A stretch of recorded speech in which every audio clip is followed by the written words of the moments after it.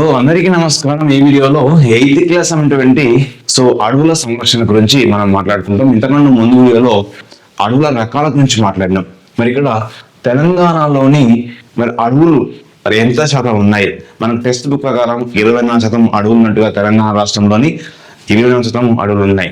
అంటే తెలంగాణ రాష్ట్రంలో ఉన్నటువంటి ఎంత మేర అడవులు విస్తరించినాయంటే ఇక్కడ 26,904 చదరపు కిలోమీటర్లు 26,904 చదరపు కిలోమీటర్ల విస్తీర్ణములో ఈ యొక్క అడవులు ఉన్నాయి. మరి ఇక్కడ ఎంత అసలు వాస్తవానికి ఇక్కడ అడవులు ఎంత ఉంటే మొత్తం అడవులు ఎక్కువ మొత్తంలో దగ్గర ఉన్నటువంటి అడవులు అంటే దగ్గర ఉన్నటువంటి చెట్లు 16.74% అనేది ఈ రకమైన చెట్లు ఉన్నాయి. అంటే దగ్గరగా గుంపులు అనేటువంటి ఆ చెట్లు 16.74% ఉన్నాయి. మరి ఇక్కడ చాలా తక్కువ చెట్లు ఖాళీ ఉండి దూరం అక్కడ చెట్లు ఉండేటువంటి శాతం చూసినట్లయితే ఇక్కడ 7%. చూడండి ఇక్కడ అంటే చెట్లు గుబురుగా ఉండి దగ్గరగా ఉండి ఎక్కువ ఉన్న చెట్లు ఎక్కువ 16.74%. మరి చాలా తక్కువ చెట్లు ఉండి ఖాళీ ప్రదేశాలతో కొంచెం ఖాళీ ప్రదేశం ఉంటే మళ్ళీ చెట్లు ఉంటాయి అన్నట్టు. అలా ఉండే ప్రదేశం కేవలం 7% ఉంది. ముఖ్యంగా మన రాష్ట్రంలో ప్రతి సంవత్సరం కూడా ఎంత శాతం తగ్గుతాయి అంటాడు. అంటే ఎంత శాతం అడవులు తగ్గుతున్నాయి అంటే మన రాష్ట్రంలోని 30 చదరపు కిలోమీటర్ల మేర అడవి తగ్గుతుంది. మన రాష్ట్రంలో ఎంత తగ్గుతుంది? ప్రతి సంవత్సరం కూడా 30 చదరపు కిలోమీటర్ల అడవి అనేది తగ్గుతూ ఉంది. ఆ విషయం గుర్తుపెట్టుకోవాలి. మన రాష్ట్రంలో మనకు పచ్చదనం కోసం తెలంగాణ హరితహారం వచ్చింది. తెలంగాణ హరితహారం అనేది మరి ఎప్పుడు ఇస్తారంటే 2015 జూలై 3వ తేదీన రంగారెడ్డి జిల్లాలోని రంగారెడ్డి జిల్లాలోని చిలుకూరి బాలాజీ టెంపుల్ వద్ద ఎక్కడ రంగారెడ్డి జిల్లాలోని చిలుకూరి బాలాజీ టెంపుల్ వద్ద చిలుకూరి బాలాజీ టెంపుల్ వద్ద అప్పుడు కేసీఆర్ అప్పుడున్నటువంటి సీఎం కేసీఆర్ దీన్ని హరితహారాన్ని మొదటి దశను ప్రారంభించాడు. ఇక్కడ ఈ యొక్క ప్రధానంగా చెట్లను తెలంగాణ ఏంటంటే 24% దీని లక్ష్యం ఏంది? ఈ హరితహారం యొక్క లక్ష్యం ఏంటంటే ఏ లక్ష్యంతో పనిచేసింది సార్ అంటే తెలంగాణ ఉన్నటువంటి అడవుల శాతము 24% నుంచి ఎంత శాతం పెంచాలి? 33% పెంచాలి. 33% పెంచడం. మరి ఎన్ని కోట్లు అంటే 4 సంవత్సరాల లక్ష్యం ఏంది? 4 సంవత్సరాల 230 కోట్ల మొక్కలు పెంచాలనేది లక్ష్యం. 4 సంవత్సరాల 230 కోట్ల మొక్కలు పెంచాలనేది ఈ యొక్క హరితహారం. అంటే రోడ్లు ఇరుపక్కల అడవి ప్రాంతాలలోను ఇతర ప్రాంతాల్లోనూ హైదరాబాద్ చుట్టూ ఈ విధంగా పాఠశాలల్లో గ్రామాలలో ఈ యొక్క చెట్లు పెంచాలనే ఉద్దేశంతో ఈ తెలంగాణ హరితహార పథకాన్ని ప్రారంభించడం జరిగింది. నెక్స్ట్ వచ్చేసి తెలంగాణలోని 60% అడవులు గిరిజనులు నివసించిన ప్రాంతాలలో ఉన్నాయి. అంటే గిరిజనులు నివసించిన ప్రాంతాలలో అంటే 60% అడవులన్నీ కూడా ఎవరు నివసించే ప్రాంతాలు ఉన్నాయి? గిరిజనులు నివసించేటువంటి ప్రాంతాలలో ఉన్నాయి. మరి ఇక్కడ గిరిజనులు ఈ యొక్క అడవి మీద ఆధారపడి అడవిలో ఉన్నటువంటి తేనె మీద అడవి ఉన్నటువంటి పండ్ల పైన అడవిలో ఉన్నటువంటి జంతువుల పైన ఆధారపడుతూ వాళ్ళు గిరిజన వ్యవసాయం చేస్తారు. అంటే ఇక్కడ గిరిజన వ్యవసాయం అంటాం దీన్నే. స్థల మార్పిడి వ్యవసాయం అంటాం. స్థల మార్పిడి వ్యవసాయం అంటాం. స్థల మార్పిడి వ్యవసాయం అంటాం. ఇంకా ఏమంటాం? దీన్ని పోడు వ్యవసాయం అంటాం. దీన్ని విస్థాపన వ్యవసాయం అంటాం. దీన్ని ఏమంటాం? విస్థాపన వ్యవసాయం అంటాం. ఇక్కడ మరి విస్థాపన వ్యవసాయం అన్నా, పోడు వ్యవసాయం అన్నా, స్థల మార్పిడి వ్యవసాయం అన్నా లేదా గిరిజన వ్యవసాయం అన్నా ఒకటి. పోడు వ్యవసాయం అంటే ఏంటి సార్ అంటే ఒక ప్రాంతంలో ఉన్నటువంటి అడవిని నరికేసి ఆ ప్రాంతంలో వ్యవసాయం చేస్తారు. మళ్ళీ మరో ప్రాంతానికి వెళ్తారు. ఆ విధంగా వాళ్ళు కొత్త ప్రాంతాలు వెళ్తూ అక్కడ అడవిని నరికేస్తూ వ్యవసాయం సాగేస్తారు. అలా సాగేయడాన్ని పోడు వ్యవసాయం అంటాం. మరి ఇక్కడ రక్షిత అడవుల్లో కూడా మనము ప్రభుత్వం ఏం చేసిందంటే కొన్ని ప్రాంతాలను రక్షిత అడవులుగాను కొన్ని ప్రాంతాలను రిజర్వ్ అడవులుగా గుర్తించింది. మరి రక్షిత అడవులు ఉన్న ప్రాంతాలు ఎలా ఉంటుంది సార్ అంటే ప్రజలు వినియోగం చేసుకోవచ్చు. ఈ రక్షిత అడవుల్లో ప్రజలు చిన్న అవసరాల కోసము అంటే అడవుల మీద ఆధారపడి పనిచేసుకోవచ్చు. అంటే పశువులను మేపుకోవడం అవకాశం ఉంటుంది. అంటే రక్షిత అడవుల్లో సంబంధించినటువంటి కింది వాళ్ళు సరిగా అని అంటాడు. కాబట్టి ఏం గుర్తుపెట్టుకోవాలి? రక్షిత అడవులలో ప్రజలు వినియోగం చేసుకోవచ్చు. కొంతవారు పశువులను మేపుకోవచ్చు మరియు కట్టెలను ఉపయోగించుకోవచ్చు. అంటే మనం వాడేటువంటి మనం వివిధ రకాల వంట సామాగ్రికి వంట కోసం వాడేటువంటి కట్టెలను ఉపయోగించుకోవచ్చు.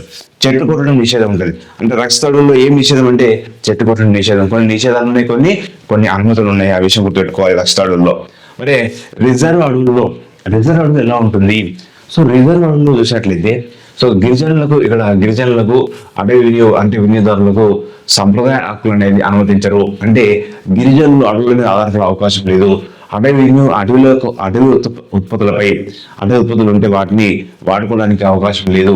సో ఈ అడవుల్లోకి అనుమతి లేదు. అంటే రిజర్వ్ అంటే ఎలాంటి వారిని కూడా ఇక్కడికి అనుమతించరు. అంటే దాని మీద చెట్లు నాటడం కానీ, ఆ జంతువులను వేటాడడం కానీ అట్లాంటివి అనేవి ఈ రిజర్వ్ అడవులలో వారికి అవకాశం లేదు అన్నట్టు. కాబట్టి ఆ విషయం గుర్తుపెట్టుకోవాలి. నెక్స్ట్ 1920 నుంచి అంటే ఆంగ్లేయుల కాలం నుంచి గిరిజనుల మీద అనేకమైనటువంటి దాడులు జరిగినాయి. సో ఆంగ్లేయుల కాలం నుంచి అటవీ ఉత్పత్తులన్నీ కూడా నాశనం చేయడం. సో అదేవిధంగా వాళ్ళు రైల్వే నిర్మాణం కోసం కూడా ఆ కాలంలో వాడారు. 1920 నుంచి 1940 వరకు కూడా గిరిజనులను అడవుల నుంచి తొలగించడం జరిగింది.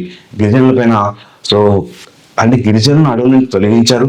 నెంబర్ 2 ఏంటి సార్ అంటే గిరిజనుల మీద రకరకాలైనటువంటి వాళ్ళను హింసకు గురి చేయడం, వాళ్ళను అడవుల నుంచి తొలగించడం, మరియు అటవీ ఉత్పత్తులను వాడకుండా నిషేధించడం లాంటి ఆ విధంగా చేశారన్నట్టు. అంటే 1920 నుంచి 1940 మధ్య కాలంలో అనేక వారి గిరిజన హక్కులను మొత్తము తీసివేయడం జరిగింది. మరి నెక్స్ట్ 1988లో ఏం చేశారంటే అటవీ చట్టం వచ్చింది. సో వాస్తవానికి భారతదేశంలో మొదటి అటవీ చట్టం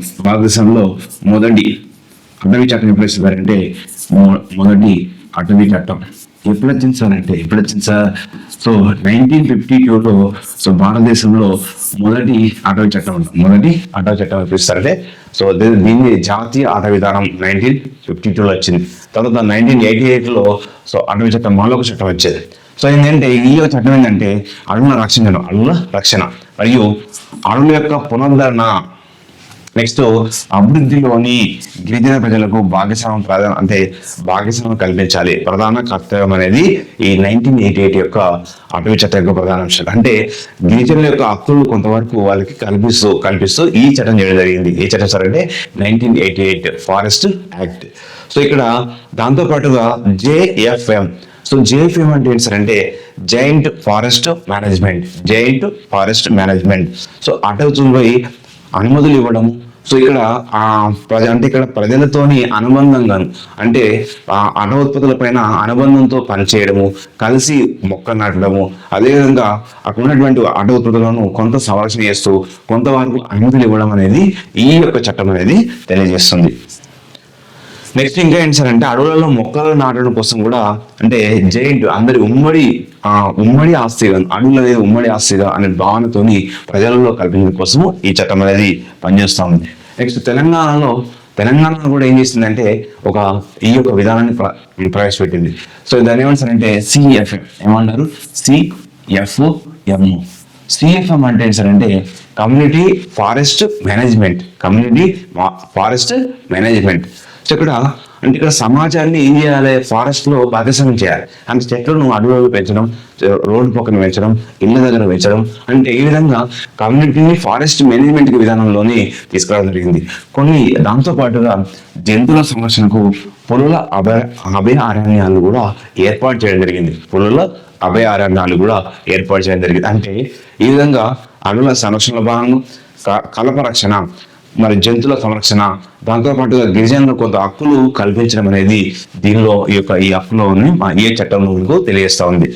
ఆ తర్వాత 2006లో అటవీ హక్కు చట్టం వచ్చింది. 2006వ సంవత్సరంలో అటవీ హక్కుల చట్టం అనేది రావడం జరిగింది. ఈ చట్టం అనేది పార్లమెంట్ లో ఈ యొక్క గిరిజనుల హక్కుల మీద అనేక పోరాటాలు అయిన తర్వాత ఈ యొక్క చట్టం రావడం జరిగింది. 2006 అటవీ హక్కు చట్టం అంటాము. ముఖ్యంగా ఎవరి కోసం ఇస్తారంటే గిరిజనుల కోసము, వారి యొక్క భూముల కోసము, వారి పోడు భూముల కోసము, వారికి అటవీ ఉత్పత్తుల పైన కొంత అనుమతులు అనేది కల్పించింది. ఇక్కడ ఈ వాస్తవానికి ఈ చట్టం వల్ల ఈ 2006 అటవీ చట్టం వల్ల కూడా అటవీ హక్కుల చట్టం వల్ల కూడా గిరిజనులకు కొన్ని హక్కులు సాధించబడ్డాయి. గిరిజనుల యొక్క పోడు భూములు కొంతవరకు ఇవ్వబడ్డాయి. తర్వాత వారికి కొంత రక్షణ కవచంలాగా పనిచేసింది 2006 హక్కుల చట్టము.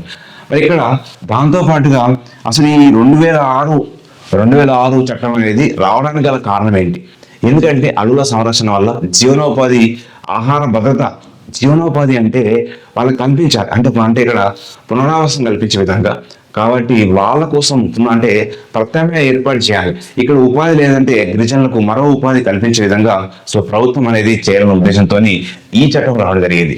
అడవుల సుస్థిరత, భూములపైన ఉన్నటువంటి హక్కుల గురించి వాళ్ళ యొక్క హక్కులు కోల్పోవడం వల్ల దానికోసం ఈ 2006 అటవీ హక్కు చట్టం అనేది రావడం జరిగింది. ప్రభుత్వ అభివృద్ధి మరియు ప్రాజెక్ట్ నిర్మాణం, అనేక సో నల్లమైన ప్రాజెక్ట్ నిర్మాణం వల్ల ఈ అడవులన్నీ కూడా ఏమవుతారంటే అడవులు అనేది కొంతవరకు క్షీణించడం మొదలుపెట్టింది. దానివల్ల ఈ యొక్క చట్టంలో అంటే ఏ ప్రాంతాలలో ప్రాజెక్ట్ నిర్మించాలి, అడవులను అంటే నాశనం కాకుండా కొంతవరకు సంరక్షణ కోసము ఈ 2006 అడవి హక్కుల చట్టం అనేది రావడం జరిగింది. సో ఈ యొక్క వీడియోలో మనం వేరుగా CFM అంటే ఏంటి, కమ్యూనిటీ ఫారెస్ట్ మేనేజ్మెంట్, అది ఒకటి చాలా ఇంపార్టెంట్. నెక్స్ట్ JFM, జైంట్ అంటే ఉమ్మడి అంటే జైంట్ ఫారెస్ట్ మేనేజ్మెంట్. సో 88 యొక్క 1988 అటవీ హక్కుల చట్టం ఒకటి, 52 అటవీ హక్కుల చట్టం ఒకటి, అటవీ హక్కుల చట్టము. నెక్స్ట్ 2006 అటవీ హక్కుల చట్టం అనేది మనకు 3 ప్రధానంగా ఈ హక్కుల చట్టం గురించి గుర్తుపెట్టుకోవాలి. తర్వాత రిజర్వ్ అడవుల గురించి, నెక్స్ట్ రక్షిత అడవుల గురించి కూడా గుర్తుపెట్టుకోండి. ఇవి చాలా ఇంపార్టెంట్, ఎగ్జామ్లో అడిగే అవకాశం ఉంటుంది. Thank you to all.